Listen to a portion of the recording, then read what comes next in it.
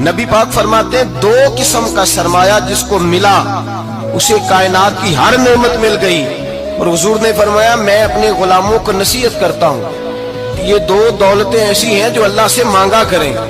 صبح و شام رب کریم سے ان 2 پیسوں کا سرمایہ کا اس خزانے کا سوال کریں. یہ مل گئے تو تمہیں ہر شے مل گئی. یا رسول اللہ وہ کون کون سی چیزیں ہیں؟